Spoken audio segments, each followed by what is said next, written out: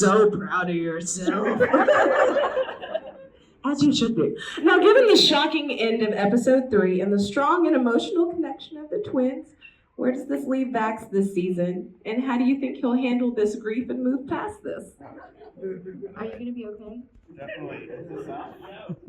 I definitely didn't just bust up in the aisle before we went. Sure. Vex is his rock, his whole world, the only context he has for life. And I don't want to get into spoilers, but without her, there's nowhere to go. End of season. I agree with everything he just said. Now, I'm sure you heard this emotional reaction from the audience. How does it feel to know that you just made people cry?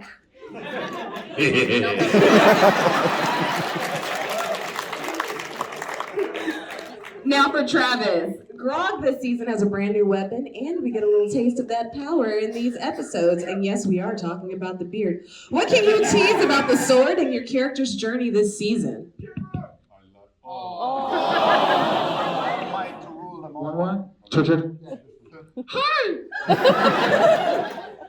I like swords. Look at all the cosplay! Look! If you're wearing cosplay, will you stand up? Yes! Oh man, look at everybody! Woo! Please raise your hand and say, stand with hands!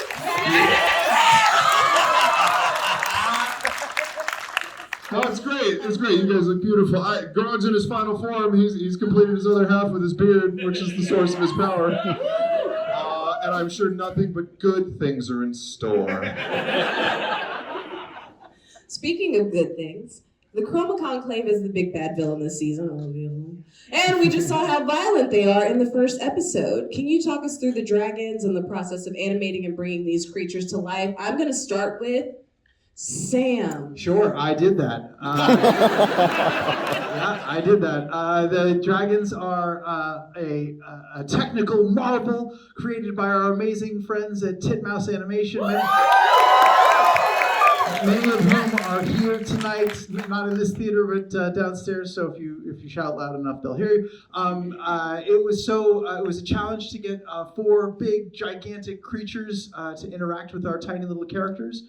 But through a lot of technological whiz and know-how that I don't understand, they made it happen. But we're really pleased with the results, and I'm glad that it seemed horrific to everybody.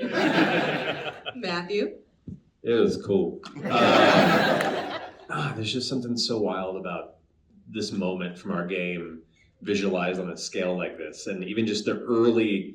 Even just like the very, very early bits we were getting, like the early animation passes, even just like the initial sketches and designs, it was already blowing our minds, and then seeing it all come together, and with Neil's music and all the sound and everything into it. And now seeing it on a big screen, which is a whole different experience.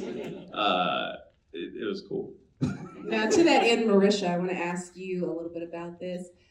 You all created this story using theater of the mind. This is your imagination on a large screen. You've taken a story that made people excited enough to come out in LA in the rain. Thank you for coming out, by the way.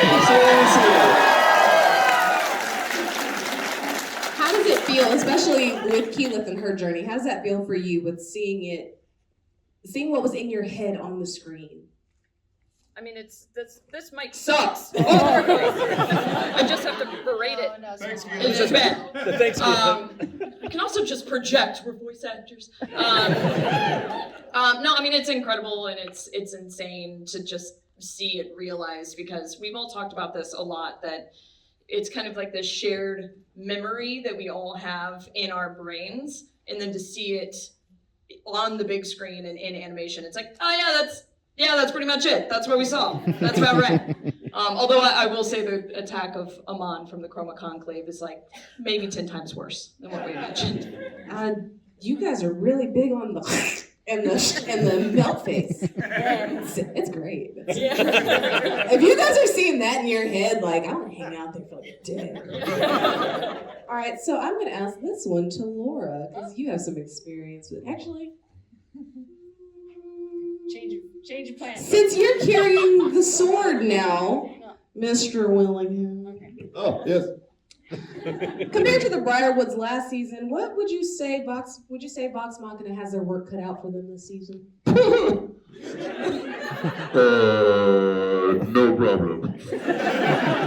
Yeah, we're in for a bit of a ride, and as you can see, we're quick off of Tal'Dori and into other places and other storylines. So it's been amazing sitting with all of our friends and picking the favorite moments from what's coming up and getting into other characters' backstories. And I have to tell you, it was the most magical thing, at least for me, I think for all of us, just to sit over there and listen to you all scream with the stupidity of those guys.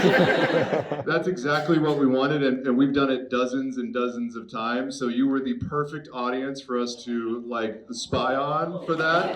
That filled us up in such an incredible way. So thank you for that. And yes, you should constantly yell at Percy, that dumb son of a... Never, darling, never. We're gonna test him really hard this season. We're gonna push him to the brink, and it's gonna be fun to watch. Laura? Huh? Hi. Hi. How you doing? Oh, I'm great. How are you? I'm really excited to be here. Me It's so too. cool hanging out with you. I know. Yeah. How was that for you? The whole eyes closed thing. It happened so fast. It was really painless. Says you. You should roll better. I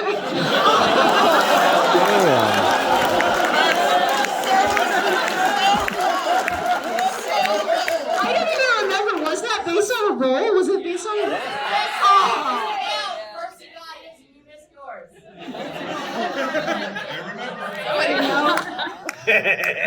How great, though. Side note, how great was Trinket? The most love he's ever gotten. Shut up, Sam. I wanted to erase him from all of the drawings. I would like to speak for the bear community and say, stop it. Oh, I have a question for you. Yeah? Just to write songs about butts and stuff. So, what is it like in those conversations for you to go to the musicians and say, hey, this is the title of this song, and this is what this song Well, entails? luckily this is season 2, so people understand and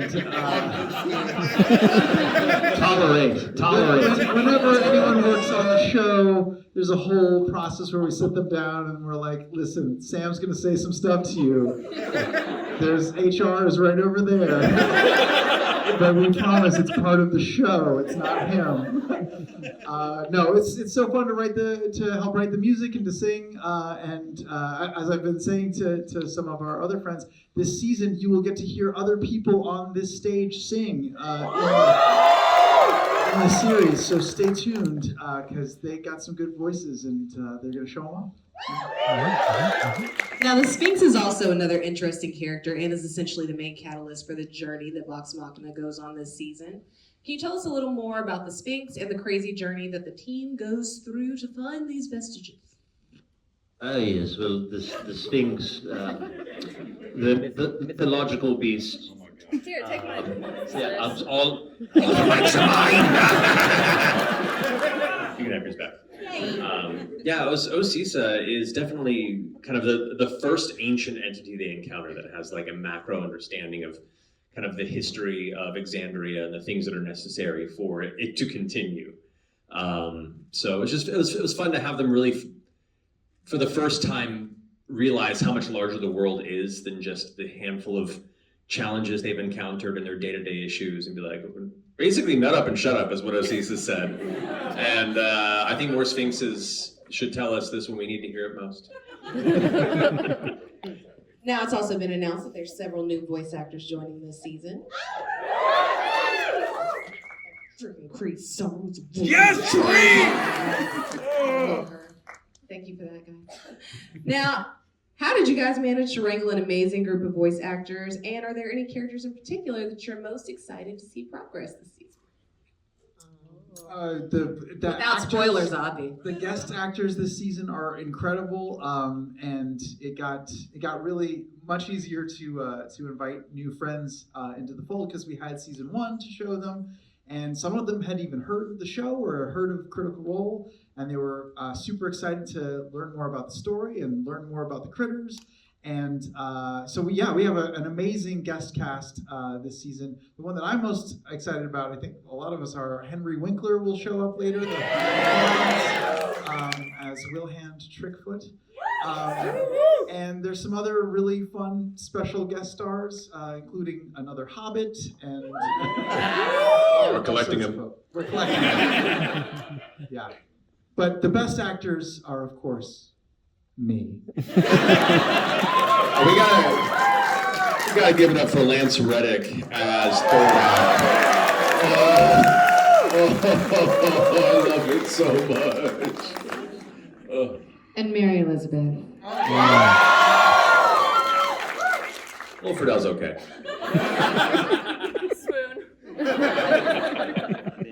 So then, how do you all, going into season 2 and knowing that these people know what's happened, they followed your campaign, they know these stories inside out, how do you still make sure to stab them in the heart and gut?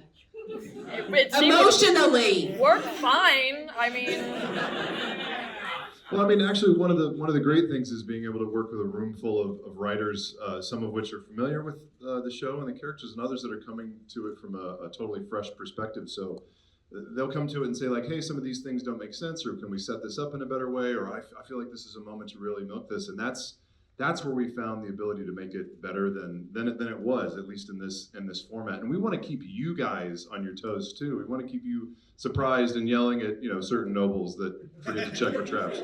That's absolutely what we love. So yeah. And what can audiences expect in the upcoming episodes and the remainder of the season? Happy time. I don't know. I wasn't a part of the rest of it. So. Bum, bum, bum. I'm dual wielding. That doesn't answer the question. There's a lot more traveling, a lot more seeing other reaches of Exandria, some other curious characters that come into their world. More dragons, more dark pasts coming back to haunt them. And probably more butt stuff. Well, all right, I'm gonna do this. Oh, I have a thing. You guys, there's a giveaway. So look under your seats right now. All right, do we have all 5 accounted for? Raise your hand, and if you all would step to the side, come down the stairs in an orderly fashion, please. Yeah. And congratulations! Congratulations! And if you didn't win, congratulations, because you got to hang out with the people that made the story that you just watched. Guys, is there anything that you want to say to the people that came out here today? Hi is fine. So much. We made this for you guys. Yes. Like, we made it for us in the beginning to make each other laugh and to share the story, but like, we've been thinking about you non-stop, whether it's the boards or Neil's music. I think that's the other part of it. Like, the music at the end of 3 destroyed all of us many, many, many times. So we feel like there's this reciprocal thing where we get to feed off your energy and you get to see the fruits of the labor that you guys helped fund in the first place. So thank you a million times over. Thank you. thank you. And we love you. It makes us so happy to hear you guys happy. Seriously, it just fills us up when we were over on the side listening, filled our hearts. Also to hear you get wrecked. We want to thank you all so much for coming out today, for taking your time, for all the love that you've put into this community, for all the art and story and love and heart that you all put out to actually make it possible for this many people to care. And to make that many people care matters.